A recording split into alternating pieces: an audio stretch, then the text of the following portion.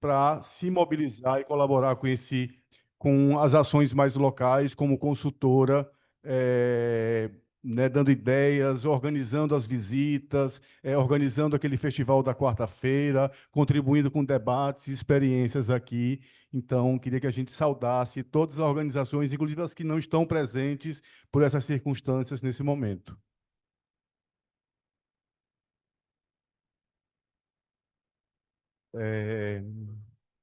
Nós fomos informados lá quando o IIED chegou para conversar sobre o CBA, que era o primeiro ano que tinha uma comissão local consultiva, né, buscando interagir com a programação, e a gente queria aproveitar esse momento para saudar essa iniciativa. A gente acha que ela foi bastante importante, acreditamos que esse é o caminho, acho que as diversas falas, o centro do debate e o centro das nossas questões centrais, as principais, giram em torno disso, né? Ou seja, os saberes, a mobilização, a força que vem do local, que vem dos territórios, é o que move, de fato, todas as ações e as mobilizações em torno da adaptação local, né? Então, a gente foi muito bem acolhido e acolhidas, organizações, nós nos sentimos colaborativos e colaborativas, isso nos dá satisfação. Tivemos a oportunidade de propor e as nossas propostas, na grande maioria, foram acatadas, isso foi muito importante para a gente, mas a gente acha que pode, nas próximas iniciativas, primeiro, manter essa ideia de ter uma comissão local, né, de consulta, de proposição, de colaboração com o processo, mas, como já foi dito aqui, a gente acha que o CBA poderia e poderá, nas próximas edições, possibilitar que mais sujeitos locais participem e se envolvam do processo. Eu, inclusive, quero agradecer aqui de público a companheira Graça Xavier, da União Nacional de Moradia Popular, que falou aqui na plenária e vai me economizar parte da minha fala, exatamente isso, né? Assim, é preciso que a gente possibilite que mais pessoas das comunidades estejam nesse espaço, né? Acho que foram várias falas, a Graça conseguiu sintetizar de uma forma muito potente esse sentimento, porque continua ainda ou as intermediárias, como foram nominadas aqui, ou nós, organizações de assessoria, sendo a hegemonia, né, ou a maior parte de quem interage nesse processo. Sentimos falta e sugerimos, inclusive, como sugestão, que nas próximas edições se mantenha, se fortaleça a comissão local e que se experiencie alguma ação preparatória, algum encontro preparatório mais ampliado com organizações locais, né?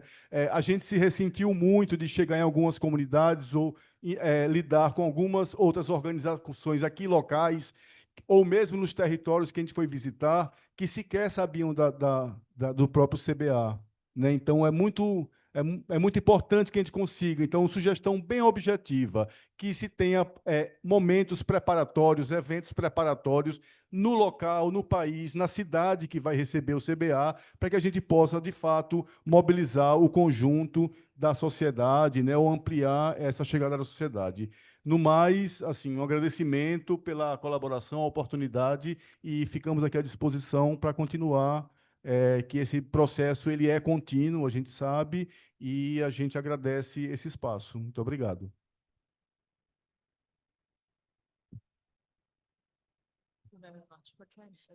Thank you so much. My name is Traorè Hortense. Okay.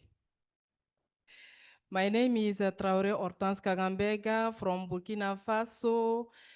Burkina Faso is a country which is located in sub-Saharan region, and we do have a lot of drought and also floods.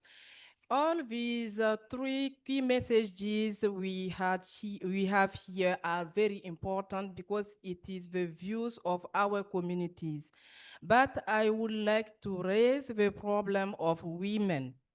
as I'm working mainly with women environmental program, Burkina Faso work with women to empower them to face the impact of climate change.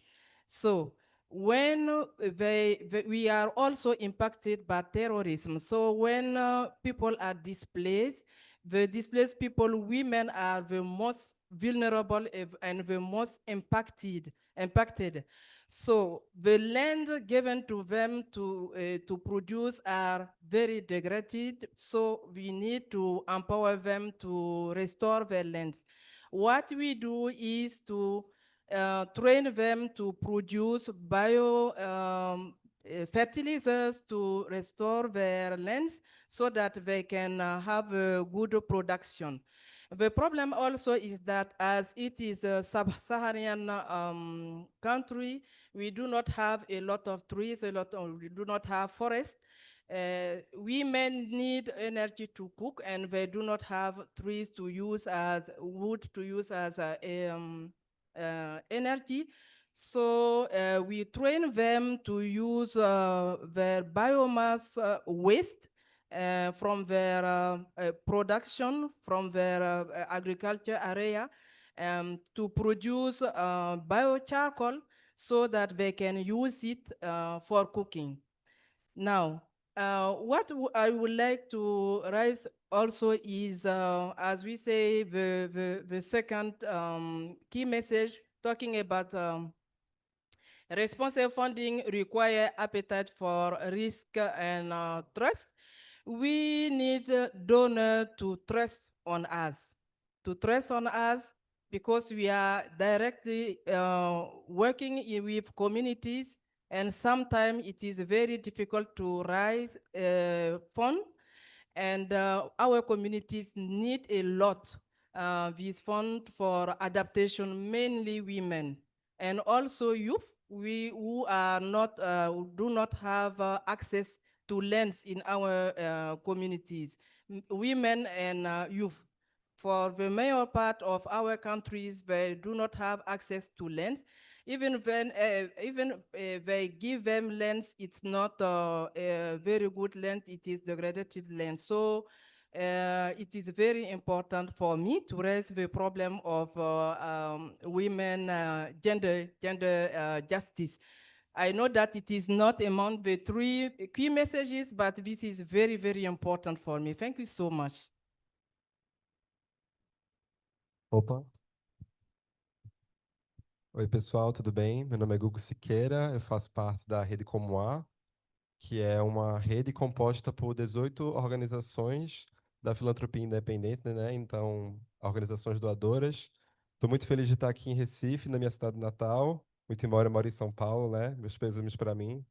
Mas a gente está aqui principalmente para falar um pouco sobre como essas mensagens chaves ressoam para a gente, mas primeiramente voltar um pouco e pensar também que não existiria mensagem-chave sem um processo maior de justiça linguística, né? Então, muito obrigado aos tradutores também que estão dando conta desse processo de tradução para fazer chegar essas mensagens para todo mundo. A primeira coisa que eu queria comentar era sobre pensar a cultura, né, como um processo incontornável nesse lugar de solução. Os membros da rede Comuá, eles têm pensado justamente como dinamizar essas estruturas, inclusive dando um lugar-chave para a comunicação comunitária nesse lugar de pensar o financiamento de soluções. Então, acho que a primeira coisa que ressoa para a gente da Comuá, pensando cultura e soluções, é esse lugar que os nossos membros têm apostado em formas inovadoras de fazer narrativa e pensando a cultura como elemento-chave para a promoção disso. O Instituto Procomum, que está aqui perto da gente agora, assistindo essa sessão, eles também têm articulado a noção de cultura com cuidado, com ativismo. Isso para a gente é muito importante. Isso também traz para a gente um outro patamar de disputa quando a gente pensa em solução e cultura. A segunda coisa que eu também queria comentar e que ressoa com a segunda mensagem, que é sobre como os financiadores eles têm um apetite ou não para o risco, ou, enfim, como eles estão confiando e como eles estão se arriscando cada vez mais. E eu queria trazer principalmente uma pesquisa que foi lançada pela Comuá no ano passado e que fala sobre a filantropia tradicional no Brasil e o movimento social, os movimentos sociais progressistas, pensando principalmente como a filantropia tradicional investe ou não em movimentos sociais no Brasil. E a conclusão que a gente teve com essa pesquisa é que os movimentos sociais progressistas eles existem apesar da filantropia tradicional e não por conta dela. Ou seja, os movimentos sociais eles estão aí, independentemente da filantropia. A gente precisa tensionar esses membros para reconhecer o caráter transformador e justamente se arriscar mais, né? Como financiar iniciativas sem CNPJ, como financiar iniciativas sem um líder chave especificamente, né? Movimentos horizontais também. Então, eu acredito que a Comuá também está nessa direção, pensando não só produzindo conhecimento, como também articulando junto com os seus membros para pensar formas de financiamento inovadoras. Os mecanismos, eles já existem. A gente precisa pensar no que é que já está acontecendo no território, como esse dinheiro está chegando no território. E eu acredito que a nossa rede também tem trabalhado nesse sentido. A terceira mensagem-chave, que fala sobre justiça de gênero, né? Não há justiça climática sem justiça de gênero, a gente teve uma visita de campo na quarta-feira ao território de Caranguejo-Tabaiares. E lá a gente estava escutando, em sua maioria, mulheres negras que estavam falando sobre a construção de soluções climáticas locais a partir da perspectiva do território. E uma pergunta que foi feita por um companheiro da Zâmbia, eu acho, ele perguntou: tá, mas cadê os homens por aqui? Só as mulheres estão falando? E aí vem novamente esse processo, né, de pensar não só a justiça de gênero, como também justiça racial, que foi um comentário que foi colocado aqui, né? As mulheres negras estão no fronte e como também a gente pode pensar em formas de financiar que chegue diretamente no território, mas também pensando perspectivas interseccionais de financiamento. Eu acho que o caso de Caranguejo-Tabaiares, ele coloca a luz nisso, mas também coloca a luz sobre como o poder público aqui em Recife tem maltratado essas populações e como também tem ignorado as soluções criadas por essas mulheres negras em seus próprios territórios. O caso de Caranguejo-Tabaiares, ele fala também sobre como agora o novo plano de habitacional que querem construir lá é voltado justamente para ser construído dentro da horta comunitária que foi criada pela própria comunidade. Ou seja, mais uma vez, esse deslocamento, né, de cultura e solução. Parece que os valores e os saberes que estão no território não são levados em consideração. Então, como também fazer esse diálogo multiator, né, conversando poder público, filantropia e sociedade civil, de uma forma mais geral. Eu acho que é isso. Obrigado.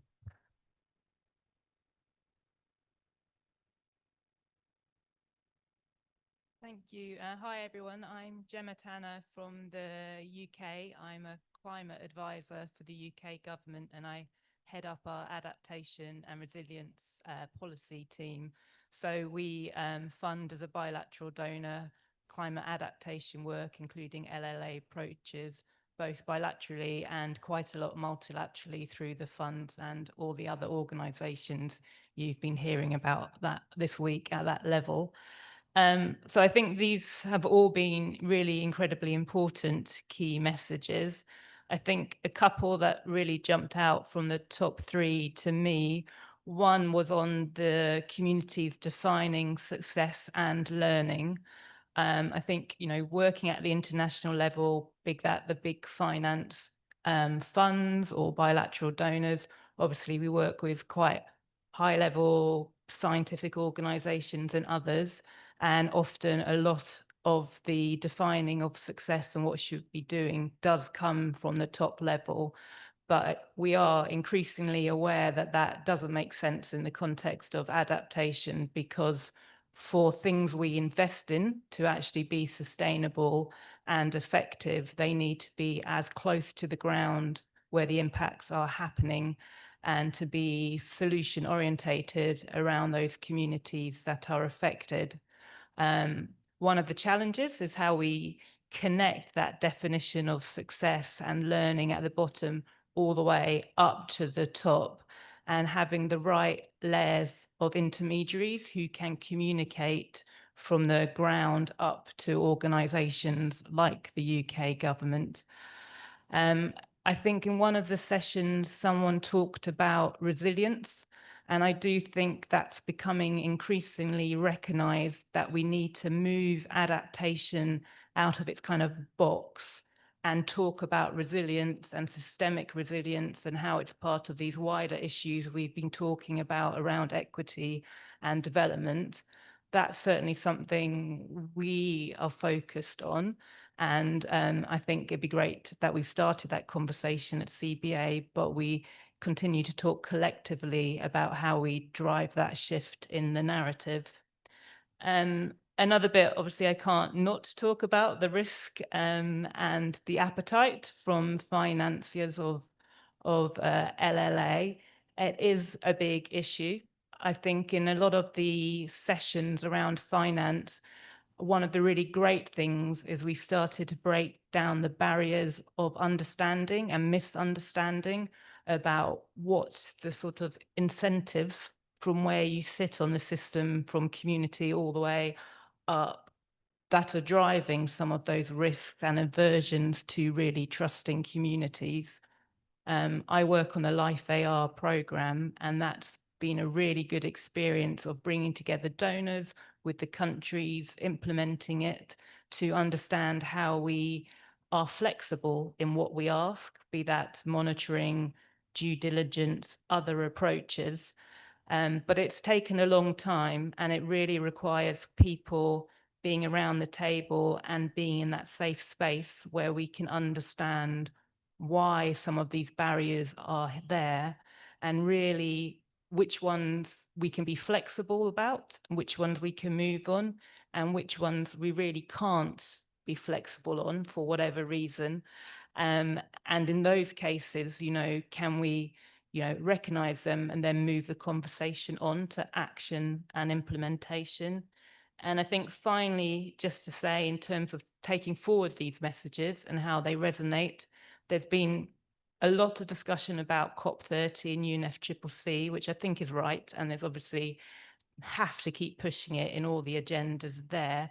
But I think there's a huge amount we can do outside the UNFCCC process, and particularly with some of the kind of non-traditional actors we've been talking about this week, the private sector, entrepreneurs, philanthropies, banks. You know, there's a whole ecosystem of people who are increasingly recognizing the climate risks and how severe they're getting, and the need to work all the way down to the community level.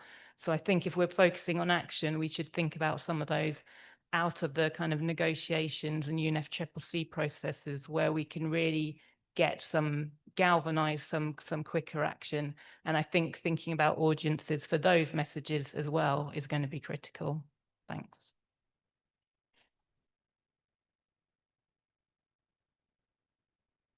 Good afternoon, everybody. My name is Saqib. I'm from the International Center for Climate Change and Development. We're a research and capacity building think tank based in the Global South in Dhaka, Bangladesh. But we work across a number of the LDCs and small island developing states.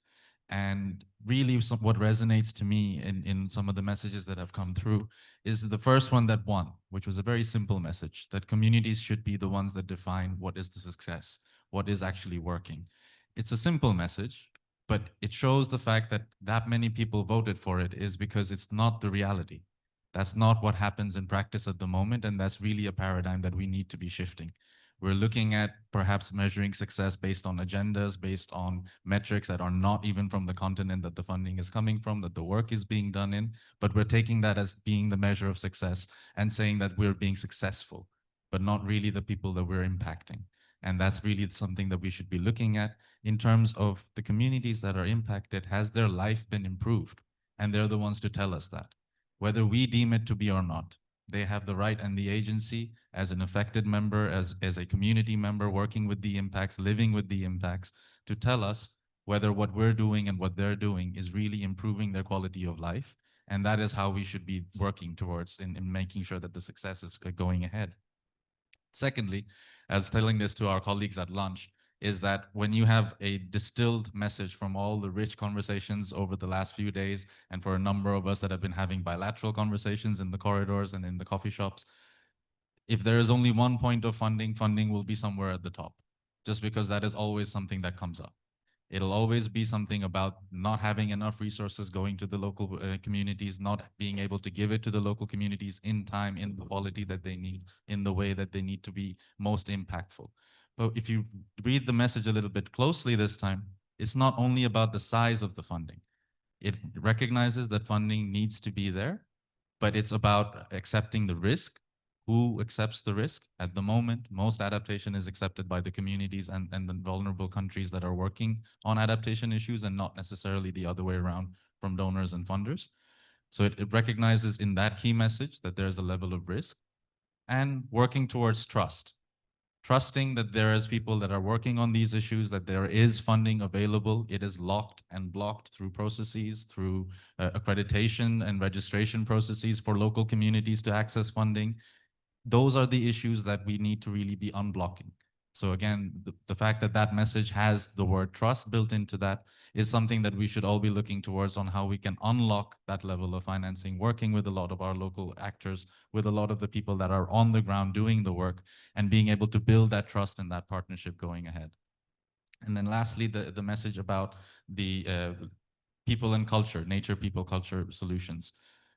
Again, that's an acknowledgement that oftentimes when we're working, the funds are locked in terms of being siloed approaches. This comes from a water fund, so the local community that wants to work on agriculture or wants to work on climate justice and gender cannot access that particular fund to do that bit of work. They can only take a little bit of that funding that is available. These are siloed approaches, whereas when you're talking about communities that are impacted, more often than not, all of these issues are interconnected. They don't just work on water today and they work on agriculture tomorrow, and they work on gender and climate justice the day after. They're working on all of them all at the same time. So understanding that these things are linked and they're connected gives us a better way of being able to unblock the financing that comes through, and really trust in the communities letting us know that we're making progress in a way that impacts the quality of their life. So I'll end on that bit. Thank you so much.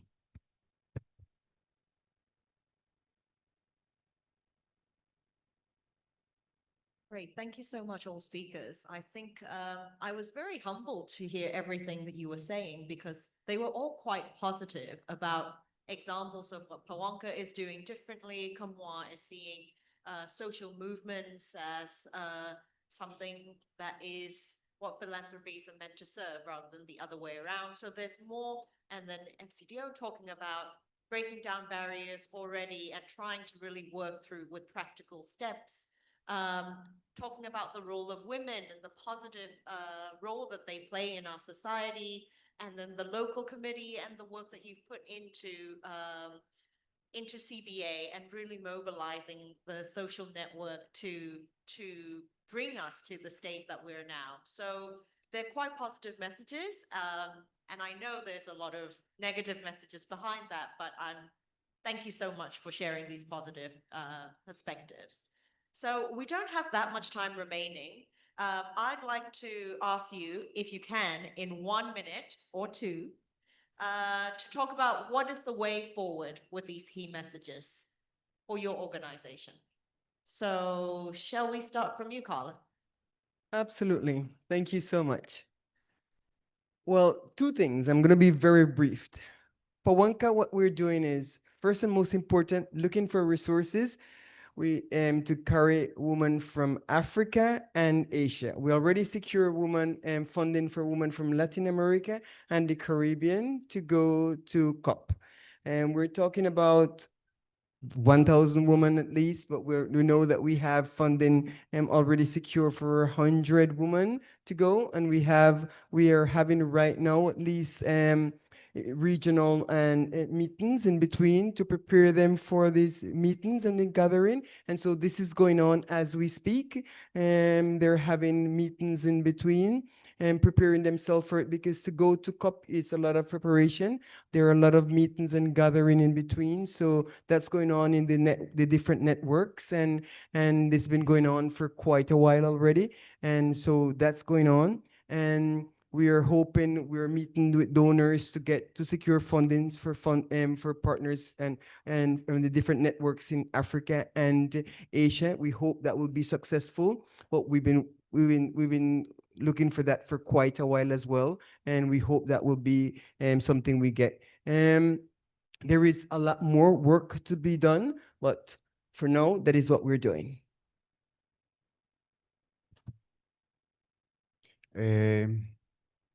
Eu acho que a gente tem um caminho grande diante de um conjunto de iniciativas, sobretudo de promoção de resiliência. A gente combater essas iniciativas que, ao mesmo tempo, promovem injustiça ou retiram direitos. E aqui eu queria trazer um dos temas que ficou muito forte aqui, o tema dos despejos. Ele apareceu no ranking importante. Esse é um tema que tem afetado bastante as comunidades. O discurso da resiliência, ele chega com uma força muito grande, tem um consenso muito forte nas sociedades, e, em grande medida, muitas dessas iniciativas, desses projetos, eles têm promovido muita negação de direitos, sobretudo em relação aos despejos. Aqui no Recife, nós vivemos isso, e a gente tem tentado combater isso com muita força. Uma outra questão que eu acho que a gente precisa também perseguir são as contradições, né? A gente não poderia sair daqui desse encontro sem deixar uma mensagem que, para nós em Pernambuco e no Recife especialmente, tem nos incomodado bastante, à medida que a gente vê o governo do Estado somando esforços numa direção de promover políticas de resiliência, políticas de adaptação. Por outro lado, o Estado vem dando suporte à implantação de uma escola militar aqui, que vai desmatar uma vasta área de Mata Atlântica, de mata original, que é o principal aquífero que abastece com água a região metropolitana do Recife. Então, a gente precisa seguir firme em tudo isso que a gente falou e combatendo contradições como essas desse tipo. Muito obrigado.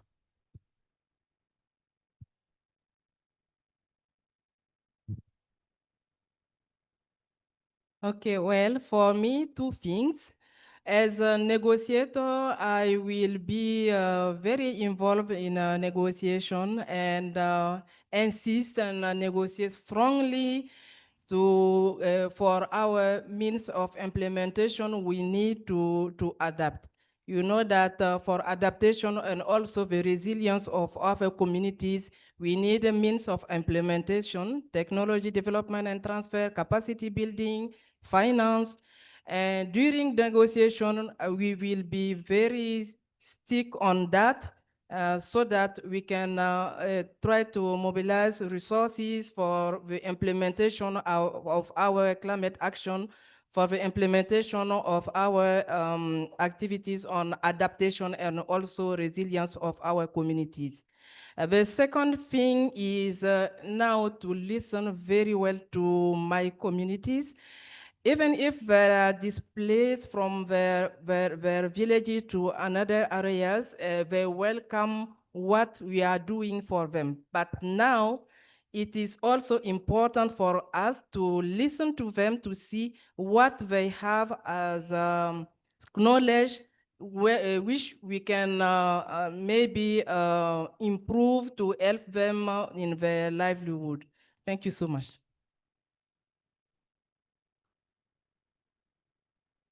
Eu acho que para pensar num processo de continuidade disso que a gente está fazendo aqui, a primeira coisa é continuar os trabalhos, né, obviamente, pensar em parcerias, mas principalmente pensar numa lógica coletiva de rede, né? Como agir em rede, como pensar em rede. Mas principalmente tentando resumir as 3 mensagens-chave que veio para cá, eu acho que a discussão também volta muito para repensar a ideia de dinheiro e poder.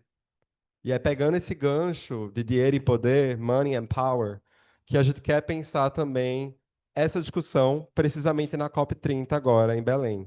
Então, a Comuá, junto com a Aliança de Fondos del Sur, vai estar presente na COP30 com uma casa, um espaço físico, pensando justamente em refletir sobre essas dinâmicas de financiamento, essas dinâmicas de transferência de poder que precisam existir para que a gente consiga continuar não só o debate, como fazer com que o dinheiro, o recurso, chegue nas comunidades.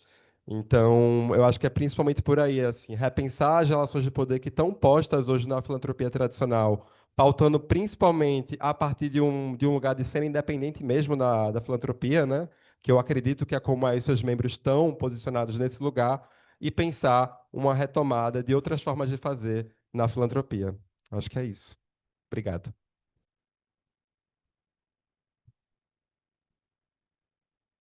Thanks. I guess firstly to say it's incredibly useful to have a set of messages like this coming out of conference. I know it doesn't capture the full richness of everything discussed, but it is an important communication tool. And from my perspective, from my organisation, from the government department I'm in, the sort of two main ways that we can help take forward the messages. Firstly is in our interactions with our key interlocutors on LLA, so particularly the multilateral system, the bank, the other funding institutions, the GCF. We are already involved in that dialogue, and these messages help reinforce a lot of those conversations and highlight what's most important from the community level. I think secondly, is that they can help feed into sort of big international processes where we need to influence and really push. And I think, as someone said, it's really important that these are positive messages about what is action rather than, you know, completely focusing on what the problem is. And as I said, I think, yes, COP is really important. That's one process, but are there others going on? The future of aid, how we change the financial systems to better deal with the problems we all face. So I think embedding these messages into those international processes would be the second way. Thanks.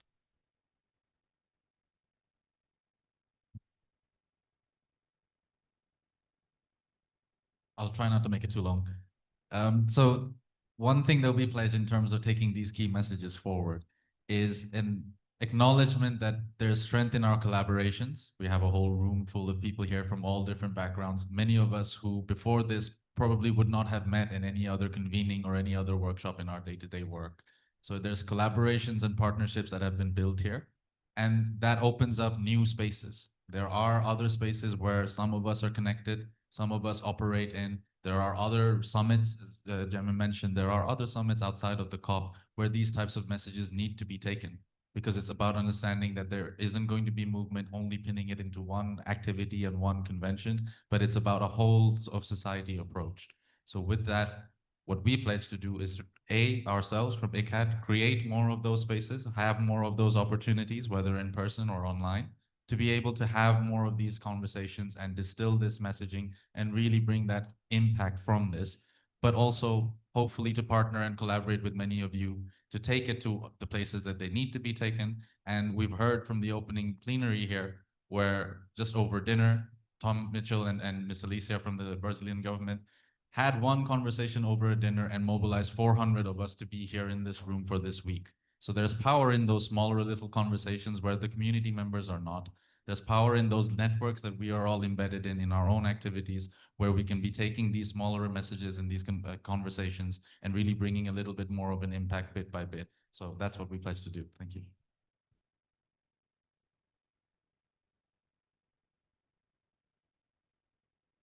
Great. Thank you so much, everyone. I know it's the end of a busy day, so I'll let you guys also go.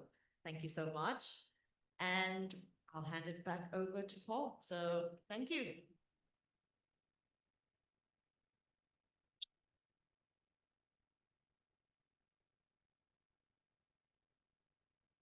And thank you, May. Incredible job of moderating.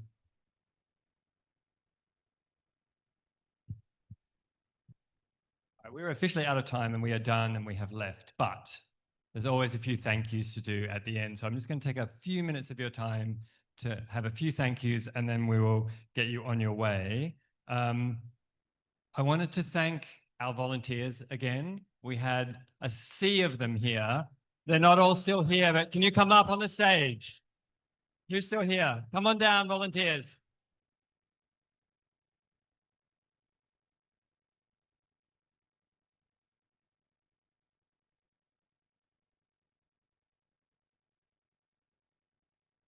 And Marion, the volunteer mother. Where's Marion? Marion, come on. Marion, the volunteer mother, come down too.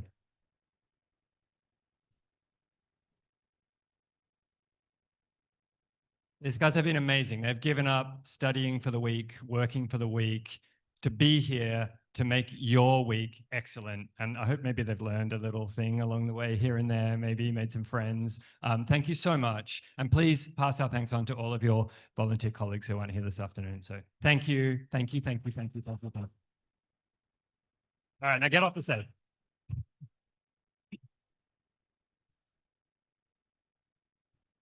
I wanted to also call out our local suppliers and those that have made actually being here possible as well. So our local production company, Vinca. Have we got Mari, Katie, and the gang here? They really don't like being at the front.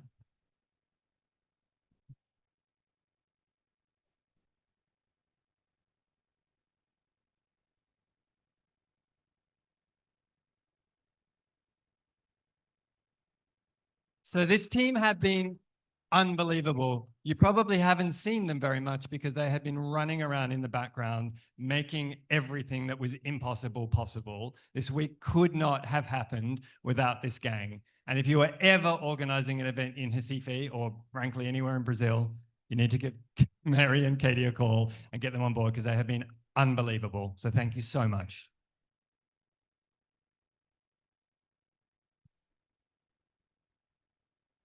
And we've been eating this week. We have had translation, incredible translation this week. Such amazing work.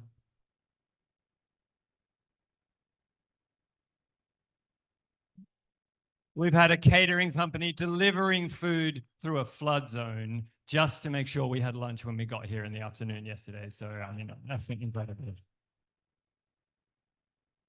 They're called Casablanca, and if you are looking for a catering company in Recife, obviously you should contact them. I also want to call out our tech guys. We have been so annoying to them. Not that slide, this slide. What are you doing?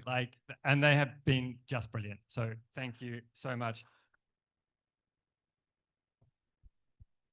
You're good. Thank you. I know they hate being on the stage.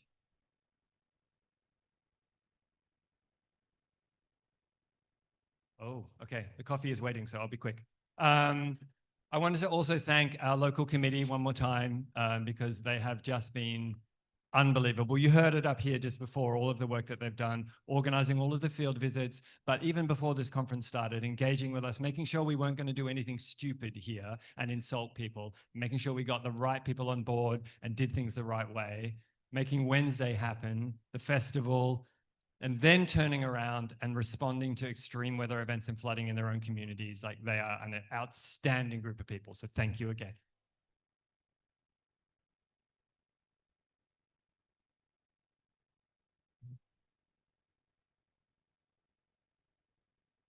I want to thank again the state government for being our hosts. We have one last standing state government representative here, Carla, from the Department of Environment. I want to call her up and thank the state government. Boa tarde, gente. Eu tô aqui somente para agradecer a todo mundo que fez parte da organização, que fez esse evento virar realidade. Eu acho que compartilhar essa alegria de ter ouvido muitos de vocês e aprendido tanto com todo o conhecimento que foi compartilhado. Eu acho que eu lembro como se fosse ontem, à noite que eu conheci o Tom, que a gente falou sobre a conferência, e isso aqui virou realidade. Eu espero que vocês voltem para suas comunidades, que voltem para suas universidades, que voltem para suas vidas com todo o conhecimento que vocês obtiveram aqui e com esse sentimento de que, sim, as soluções pensadas e executadas a nível local são as que mais funcionam, são as que a gente precisa, e a gente precisa mesmo de justiça climática, e isso tudo foi falado durante esse evento. Então, quando vocês estiverem indo, quando vocês estiverem voltando para os seus trabalhos, que vocês lembrem dessas mensagens, vocês também continuem com as parcerias e os contatos que vocês fizeram aqui. Eu acho que nesses eventos, não só... Eu estou falando para ele como se ele entendesse português. Não só é importante o assunto, mas as conexões que são feitas. Então, aproveitem essas conexões, levem ela com vocês nas suas vidas. Cuidado na volta para casa, enquanto vocês estiverem saindo do evento. Obrigada.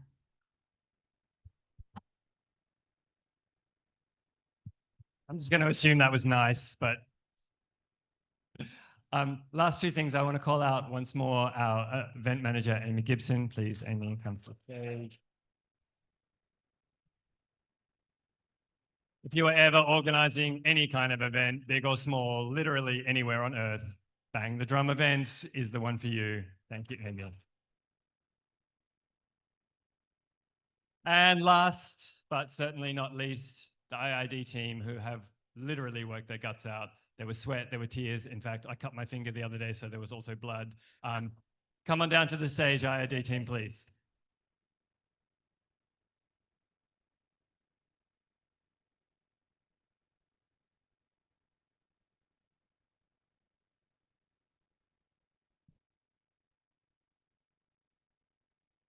Still coming.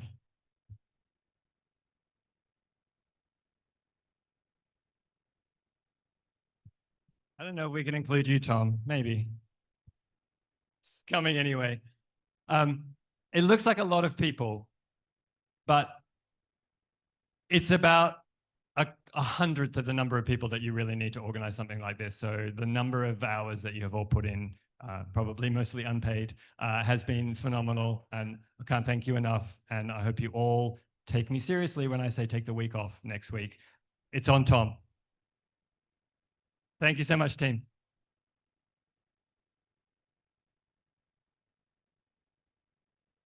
All right. And then can we please give a massive, massive clap to Paul? Thank you, Paul. Thank you. I'm here all week. All right. But to all of you as well, session hosts, participants, everyone who is here, you braved floods, you braved heat waves, you braved airports to get here, and we are incredibly thankful. This conference doesn't happen without all of you, year on, year out. 85% of you had never been to a CBA conference before. I hope we haven't turned you off, and we will see at least half of you at CBA 20 next year, wherever it may be.